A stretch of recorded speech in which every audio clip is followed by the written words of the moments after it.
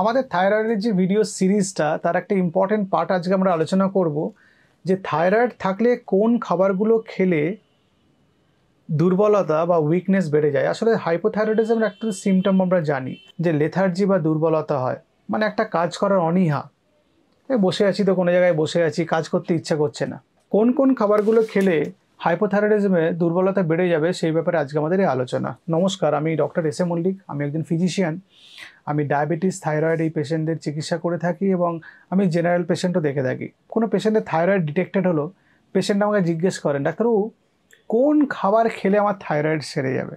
আমি প্রথমেই নমস্কার করে দিই তাদের, বলি কোনো খাবার খেলে থাইরয়েড আপনার সারবে না। যদি থাইরয়েড সারাতে পারে কিছু চিকিৎসা পদ্ধতি আর একমাত্র ঈশ্বর। সুতরাং আধুনিক যে চিকিৎসা ব্যবস্থা আছে সেই চিকিৎসা ব্যবস্থাতে আপনাকে আপনার থাইরয়েডের চিকিৎসা করতে হবে, দরকার পড়লে আপনাকে ওষুধ খেতে হবে। অনেকের হয় যে ওষুধ খেতে খেতে একটা সময় আসে যে ওষুধ বন্ধ হয়ে যায়, সেটা মোটামুটি রাফলি 15 থেকে 20% লোকের ওষুধ বন্ধ হয়ে যেতে পারে, কিন্তু বেশিরভাগ লোকেরই ওষুধ থাইরয়েডের সারা জীবন খেতে হয়। কারণ থাইরয়েড একবার ম্যালফাংশনিং শুরু করলে সেটা চলতেই থাকে। আমাদের বাড়িতে ফ্রিজ টিভির মতো, একবার গন্ডগোল হতে শুরু করলে সেটাকে আর নতুন টিভি বা ফ্রিজের মতো চলতে থাকে, কিছু না কিছু গন্ডগোল হতেই থাকে। থাইরয়েডটাও সেরকম। থাইরয়েড গ্ল্যান্ডটা আমাদের গলার সামনে থাকে এবং হাইপোথাইরয়েডিজম আয়োডিন ডেফিসিয়েন্সি হলে হয় সারা পৃথিবীতে, এটাই কমনেস্ট কজ। কিছু কিছু খাবার আছে যে খাবারগুলো আমাদের হাইপোথাইরয়েডিজম থাকলে খেলে সেগুলো আমাদের দুর্বলতা বাড়িয়ে দেয়। সেই খাবারগুলো নিয়ে আমরা আজকে আলোচনা করব।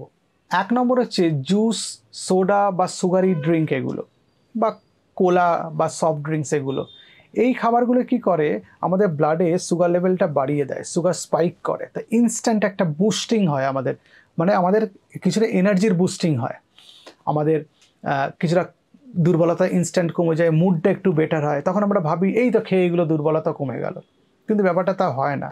এগুলো যখন এদের ইফেক্ট বডিতে চলে যায় আধ ঘন্টা 1 ঘন্টা পরে, তখন অনেক বেশি দুর্বলতা আগের থেকে হয়।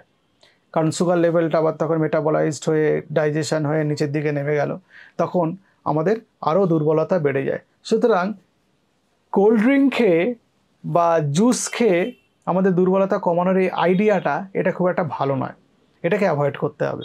তাহলে কি ড্রিঙ্ক খাবো? তাহলে আমরা কি ড্রিঙ্ক খেলে আমাদের থাইরয়েডে আমাদের মুডটাও ভালো থাকবে কিন্তু আমাদের দুর্বলতা হবে না? আমরা বলি যে বেরি খান, বেরির জুস খান, আপনি মিন্ট খেতে পারেন, অথবা কিউকাম্বার জুস খেতে পারেন, অথবা লেমন জুস খেতে পারেন, বা জলের মধ্যে একটু লেমন নিলেন, একটু জলজিরা দিলেন, সেটাকে খেতে পারেন। সেটা একটা রিফ্রেশিং ড্রিঙ্ক হিসাবে আপনি ইউজ করতে পারেন, কিন্তু নট ওই সুগারি ড্রিঙ্ক আর কি, এত এত চিনি দেওয়া কোনো শরবত খেয়ে নিলেন, বা আপনি কোল্ড ড্রিঙ্ক বা অন্য কোনো কোলা ড্রিঙ্ক খেয়ে নিলেন, সেটা আপনার স্বাস্থ্যের জন্য ভালো নয়। এরপর 2 নম্বর হচ্ছে কফি বা ক্যাফেনেটেড ড্রিঙ্ক। কফি খেলে আমাদের একটা সাডেন একটা স্পার্ক হয়, একটা এনার্জি আসে, ঘুম থাকলে ঘুম ঘুম পেলে সেটা চলে যায়।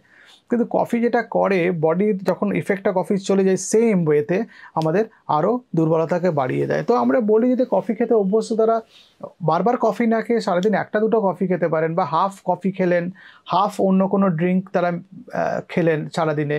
2 কাপ কফি খেলেন, বা 2 গ্লাস তারা লেমন ওয়াটার খেলেন, বা হোয়াট এভার যারা ফ্রুট জুস খেতে ভালোবাসেন চিনি ছাড়া, সেগুলো খেলেন, তাতে আপনার ভালো আর কি শরীরের জন্য।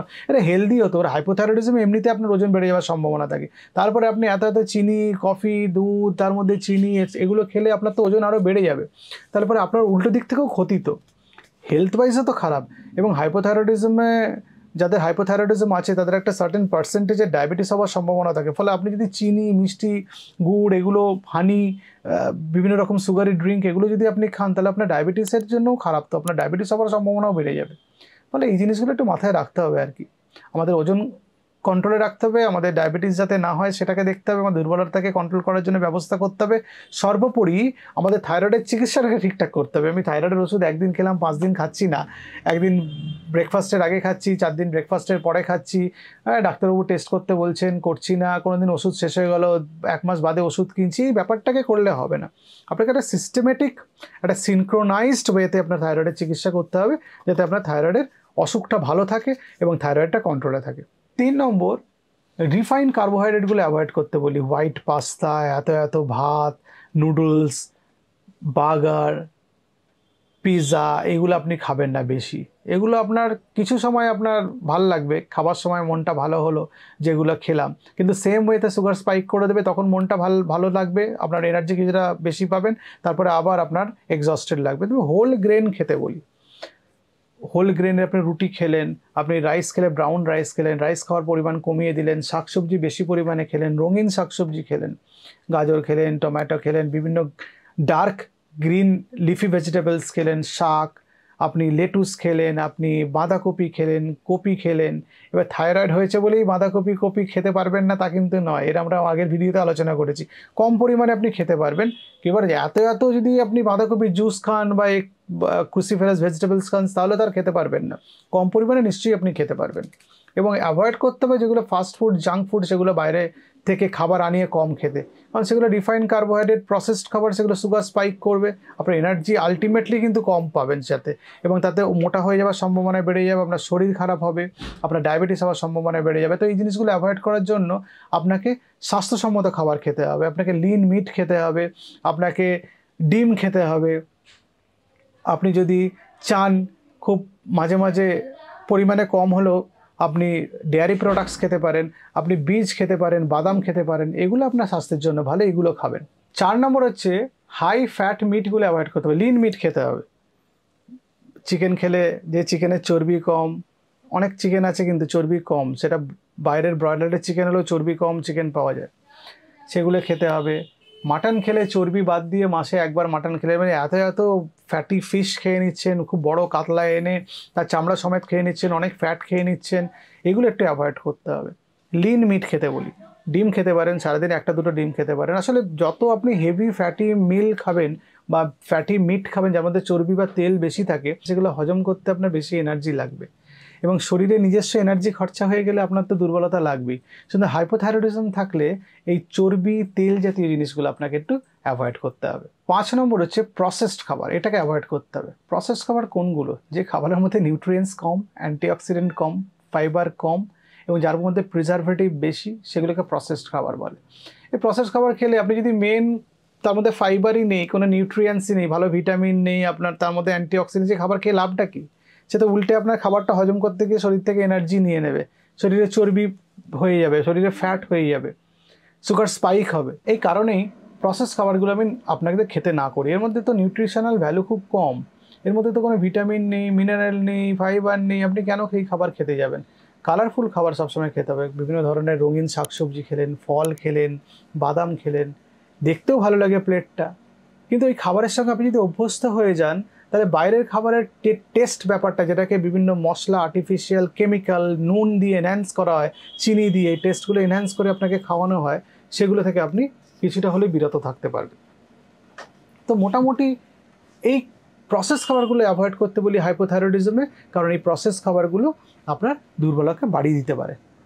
এবার 6 নম্বর হচ্ছে অ্যালকোহল। এই অ্যালকোহল নিয়ে আমার প্রচুর লোকের কোয়েরি যে অ্যালকোহল খাবে কি না, খুব এক্সস্টেড লাগছে, একটু অ্যালকোহল খেয়ে নিলাম। আসলে এক্সস্টেড যখন আপনার লাগছে, আপনি কোন লজিকে অ্যালকোহল খেলে আপনি এনার্জেটিক হবেন, আপনি আমাকে যদি একটু বুঝিয়ে দেন আমি খুব খুশি হব। অ্যালকোহল তো আপনার ব্রেনটাকে ডাউন করে দিচ্ছে, আপনাকে আপনার চিন্তা শক্তি কমিয়ে দিচ্ছে, হয়তো আপনার বাহ্যিক চিন্তাটা আপনি করতে পারছেন না বলে সাইকোলজিক্যালি আপনি বেটার ফিল করছেন, কিন্তু আদত কি আপনার দুর্বলতা কমাচ্ছে? উল্টে অ্যালকোহল আপনার পরের দিন হ্যাংওভার বাড়িয়ে দিচ্ছে, আপনার একটা ড্রাউজিনেস থাকছে, আপনার ব্রেন অ্যাক্টিভিটি কমে যাচ্ছে, মানে আপনি অ্যালকোহলে ডিপেন্ডেন্ট হয়ে পড়ছেন। আলটিমেটলি কিন্তু আপনার দুর্বলতা অ্যালকোহল কমাচ্ছেন। আপনি যদি ঠান্ডা মাথায় পরিষ্কার যুক্তি দিয়ে ভাবার চেষ্টা করেন, অ্যালকোহল হাইপোথাইরয়েডিজমে যে দুর্বলতা আছে সেটাকে কাটাতে হেল্প করে না। অ্যালকোহল আপনাকে উল্টে দুর্বলতাকে বাড়িয়ে দিতে পারে। অ্যালকোহল আপনার ব্রেনকে ইনহিবিট করতে পারে। এমনিতেই হাইপোথাইরয়েডিজমে মেন্টাল ক্লাউডিনেস, অ্যাংজাইটি, ডিপ্রেশন হয়, অ্যালকোহল এই সবকটাকে বাড়িয়ে দিতে পারে। অ্যালকোহল থেকেও আপনাকে বিরত থাকতে হবে যদি আপনি হাইপোথাইরয়েডিজমে এনার্জেটিক থাকতে চান, আপনি যদি দুর্বলতা কাটিয়ে উঠতে চেষ্টা করতে চান, তাহলে আপনাকে সেই আপনার ডায়েট থেকে অ্যালকোহলকেও অ্যাভয়েড করতে হবে, এবং অ্যালকোহল আপনার দুর্বলতাকে বাড়িয়ে দেবে, বিভিন্ন গবেষণায় প্রমাণিত হয়েছে। এবার তারা যে অ্যালকোহলের ডিপেন্ডেন্ট, যারা রোজ অ্যালকোহল খান, তারা তাহলে কীভাবে এটাকে ম্যানেজ করবেন? আমি তো বলবো অ্যালকোহল ছাড়তে। এবার আপনি পারছেন না, মডারেট অ্যালকোহল ইনটেক করুন, সপ্তাহে 1 দিন করুন, আস্তে আস্তে বন্ধ করুন। অ্যালকোহল বন্ধ করলে যে আপনার হেলথ বেনিফিট হবে, এবং সেই ব্যাপারে আপনাকে আমি গ্যারান্টি দিয়ে বলতে পারি। অনেকে আমাকে বলেন একটু অ্যালকোহল ছেড়ে শুনেছি অমুক লোক হট করে মরে গেছে। হ্যাঁ, অ্যালকোহল উনি খেতেন, ভালো ছিলেন, অ্যালকোহল খাওয়ার পর এই হার্টের রোগ ধরা পড়েছে, মরে গেছে। ব্যাপারটা তা হয় না। কিন্তু হতে পারে যে উনি আর অ্যালকোহল খেতে পারছিলেন না, এতটাই ভেতর থেকে অসুস্থ হয়ে গেছিলেন, সেটার জন্য ছেড়ে দিয়েছেন। অথবা অন্য কোনোভাবে অ্যালকোহল তার শরীরে ক্ষতি করেছিল বলে মারা গেছেন। অ্যালকোহল ছেড়ে দিয়ে মরে গেছেন, এই ব্যাপারটা আমি মানতে পারছি না। আপনিও নিজেকে এই বাজে মিথ্যা যুক্তি দিয়ে বিশ্বাস করিয়ে অ্যালকোহলে আসক্ত থাকার ব্যাপারটাকে জাস্টিফাই করবেন না প্লিজ। এই মোটামুটি আপনাকে আমি বললাম যে কোন খাবারগুলো হাইপোথাইরয়েডিজমে আপনার দুর্বলতা বাড়িয়ে দেবে। সুতরাং এই খাবারগুলো থেকে আপনাকে দূরে থাকতে হবে এবং আপনাকে নিয়মিত এক্সারসাইজ করতে হবে, নেশা থেকে দূরে থাকতে হবে। নেশা মানে তামাকজাত দ্রব্য, নেশা মানে অ্যালকোহল, নেশা মানে বিভিন্ন প্রকার ওষুধের নেশা, নেশা মানে কোল্ড ড্রিঙ্কের নেশা, সব কটা থেকে দূরে থাকতে হবে, তবেই আপনি ভালো থাকবেন। নমস্কার।